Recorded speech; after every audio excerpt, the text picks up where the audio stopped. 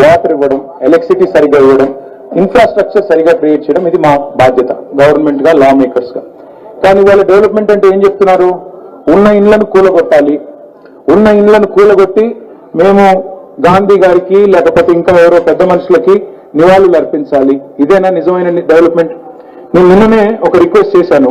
కొంతమంది నాకు హైదర్ షా కోర్ట్ నుంచి కొంతమంది లేడీస్ అండ్ జెంటిల్మెన్ అక్కడి నుంచి వస్తే వారి అందరికీ కూడా నేను రిక్వెస్ట్ చేశాను, మీరు దయచేసి బీఆర్ఎస్ గవర్నమెంట్ లో నాగోల్ దగ్గర ఇదే మూసీలో ఒక 5 కిలోమీటర్ స్ట్రెచ్ మోడల్ గా మేము డెవలప్ చేశాం. ఒక్క ఇల్లు కూలగొట్టలేదు, ఒక్క ఇల్లు పడగొట్టలేదు, ఒక్క నిర్మాణాన్ని ధ్వంసం చేయలేదు. మీరు అక్కడికి ఒక్కసారి వెళ్ళి చూసిరండి. మీరు అక్కడికి వెళ్ళి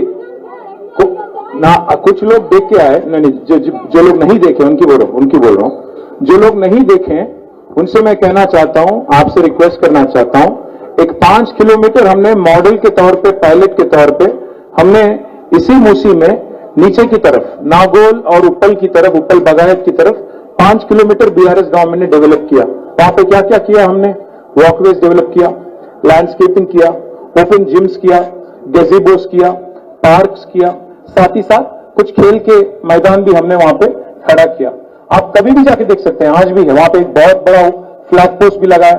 अगर वहां पे फ्लैग होस्टिंग करनी है तो वो भी कर सकते हैं. तो ये सारे चीज हमने एक घर गिराए बगैर, एक घर का छूना भी छुए बगैर हमने कर दिखाया. అంటే ఇది మేమందరం చేయగలిగినప్పుడు మరి 55 కిలోమీటర్ల పరిధిలో మీరెందుకు చేయలేరు అన్నది ప్రశ్న ఒకటి. రెండవది, I have to tell you this. See, I was municipal minister in the last government for about 8.5 years. I urge you to think. నేను మిమ్మల్ని ఆలోచించమని కోరుతా ఉన్నా. గత 8.5 ఏళ్లలో మేము హైదరాబాద్ లో ఒక్క ఇల్లు పడగొట్టామా? ఒక్క ఇల్లు పడగొట్టాల్సిన అవసరం వచ్చిందా? కొత్త లింక్ రోడ్స్ ఏర్పాటు చేశాము, కొత్త ఫ్లైఓవర్లు కట్టాము, 1,00,000 డబుల్ బెడ్రూమ్ ఇల్లు కట్టాము, కొత్తగా ఎస్టీపీలు కట్టాము, కొత్తగా పార్క్స్ కట్టాము, గ్రేవ్ యార్డ్స్ కట్టాము, మూసీని కూడా కొంత బ్యూటిఫై చేశాము, డ్రింకింగ్ వాటర్ ఇచ్చుకున్నాము.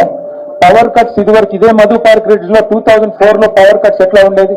ఇంటింటికో ఇన్వర్టరు, మొత్తం అపార్ట్మెంట్ లో జనరేటర్, ఎక్కడొచ్చినా డీజిల్ గబ్బు ఉండేది. కానీ టీఆర్ఎస్ గవర్నమెంట్ వచ్చిన తర్వాత ఎలక్ట్రిసిటీ బాగా చేశాం, బేసిక్స్ చూసుకున్నాం. గవర్నమెంట్ గా బేసిక్ ఇన్ఫ్రాస్ట్రక్చర్ క్రియేట్ చేయాలి. తర్వాత మేము ఏమనుకున్నామంటే, నిజానికి కరోనా వచ్చింది 2020లో. కరోనా ఒకవేళ రాకపోయి ఉంటే ఒక్క ఇల్లు పడగొట్టకుండా మూసీ బ్యూటిఫికేషన్ కూడా మేము ప్లాన్ చేశాం. డిపిఆర్, డీటెయిల్డ్ ప్రాజెక్ట్ రిపోర్ట్ ఆ రోజే సిద్ధం చేసి మీకు కావాలంటే కాపీ కూడా మీకు అప్పచెప్తాం. 16,000 కోట్ల రూపాయలతో 16,000 crores ఓన్లీ. దానిలో మరి ఎండ్ టు ఎండ్ మంచిరేవుల నుంచి మొదలు పెడితే కింద అక్కడ దాకా, ఓఆర్ఆర్ కింది దాకా, చివరి దాకా, వెస్ట్ నుంచి ఈస్ట్ దాకా ఒక ఫ్లైఓవర్ కూడా, ఎక్స్ప్రెస్ వే కూడా ఏర్పాటు చేసుకుంటూ, సో దట్ మీరు ఓఆర్ఆర్ అంతా తిరగాల్సిన అవసరం లేకుండా ఎవరన్నా మధ్యలో ఉన్న వాళ్ళు, ఉదాహరణకు మధు పార్క్ లో ఉన్న వాళ్ళు మీరు ఇటు వెళ్ళాలంటే ఇటు వెళ్ళొచ్చు, ఇటు వెళ్ళాలంటే ఇటు వెళ్ళొచ్చు, మొత్తం తిరగెళ్లాల్సిన అవసరం లేకుండా ఒక ఎక్స్ప్రెస్ వే కూడా మూసి మధ్యలో నుంచి ప్లాన్ చేశాం. ప్లాన్ చేసి 3,866 కోట్లు, 3,866 crores. We planned 32 STPs to make Hyderabad the only city in the country which treats every drop of its sewerage. ఎందుకంటే మీకు ఒక విషయం తెలియాలి, 94% of the sewerage that gets generated in Hyderabad, GHMC limits లో, it flows into Moosi.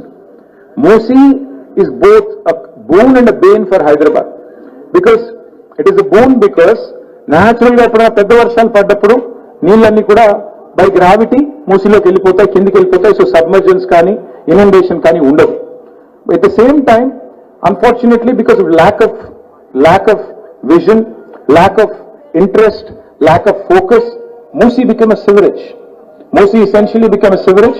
It has become a bed and a haven for mosquitoes and deadly diseases.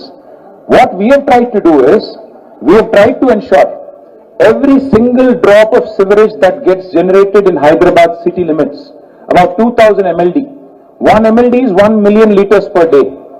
2,000 MLD of sewerage that gets generated in Hyderabad, we ensured that we build capacity of 866 crores worth of sewerage treatment plants have been built. 80% have been constructed in our time. Unfortunately, మీకు తెలుసు, हैदराबाद में मीरेवर कांग्रेस ने नमलित. हैदराबाद में आपने GHMC के दायरे में, ORR के दायरे में किसी ने कांग्रेस को वोट नहीं दिया, एक सीट भी नहीं दिया. पर जो हमारे नादान और मासूम हमारे जो डिस्ट्रिक्ट्स के जनता है, उनको इन्होंने हथेली में जन्नत दिखाया, उनको इन्होंने ख्वाब दिखाया, एक हसीन ख्वाब दिखाया कि उनको बोला कि आपको 100 दिन के अंदर 6 गारंटी दे देंगे। मैं आज पूछना चाहता हूं आपसे, सोचने के लिए मजबूर करना चाहता हूं, क्या रेवंत रेड्डी ने मूसी के नाम पे इलेक्शन जीत के आए क्या? इतने सारे घर तोड़ने के लिए वादा करके वो इलेक्शन जीत के आए क्या? उनको हैदराबाद में 1 सीट मिला क्या? आज किस हक से, किस मुंह से आज हजारों घर गिराने की बात कर रहे हो? आप एक बात सोचिए, हमने अगर एक घर गिराए बगैर अगर 5 किलोमीटर सुंदर करके दिखाया मूसी में और एसटीपी हमने 32 लगा दिया, तो क्या रेवंत रेड्डी नहीं कर सकते हैं? क्या रेवंत रेड्डी वही डीपीआर को लेकर आगे नहीं जा सकते हैं एक घर तोड़े बगैर? पर इनका एजेंडा अलग है, एजेंडा వేరు వీళ్ళ ఎజెండా ఏంటి అంటే, మొన్న చెప్పారు రేవంత్ రెడ్డి గారు, గాంధీ కుటుంబానికి ఏమైనా అవసరం ఉంటే 1000 కోట్లు ఇస్తారంటే ఈయన.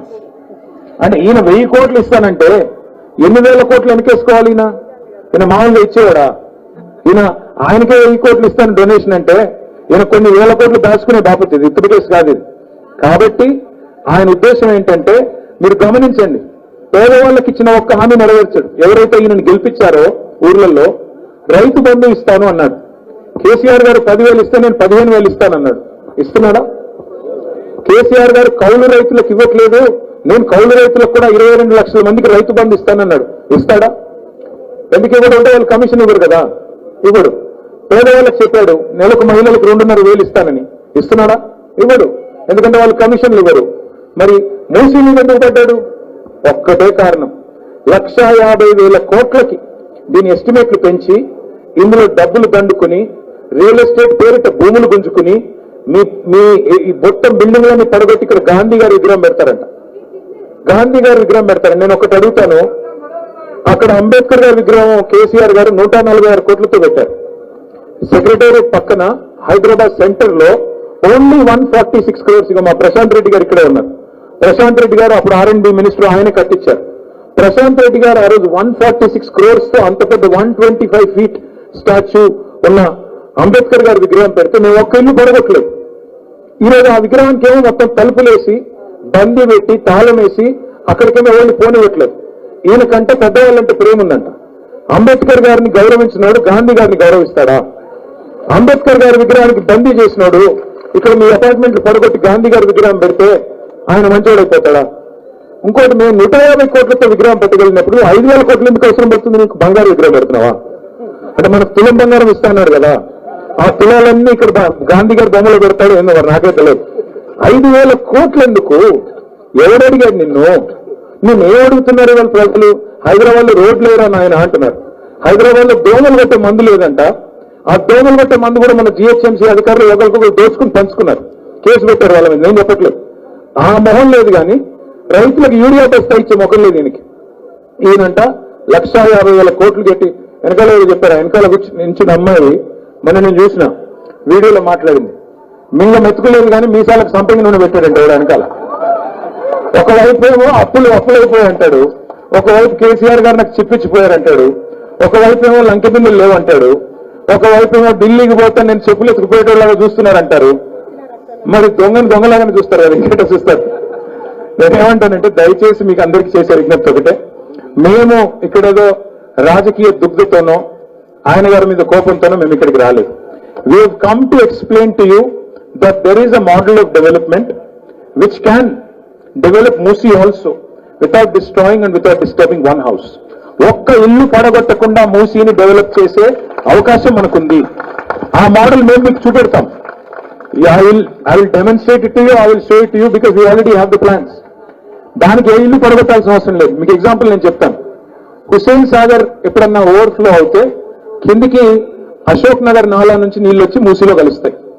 ఆ అశోక్ నగర్ నాలాని అశోక్ నగర్ సర్ప్లస్ నాలా అంటారు.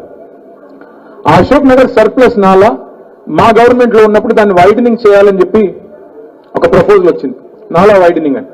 కానీ నాలా వైడన్ చేస్తే మరి 450 houses పోతున్నాయి. ఆ రోజు మా ఎమ్మెల్యే గారు, అక్కడ ముషీరాబాద్ ఎమ్మెల్యే గారు ముఠా గోపాల్ గారు నా దగ్గరకు వచ్చారు. వచ్చి సార్ ఇక్కడ 450 houses పోతున్నాయి, మనం దీన్ని కాపాడాలి, అందరూ పేదవాళ్ళు,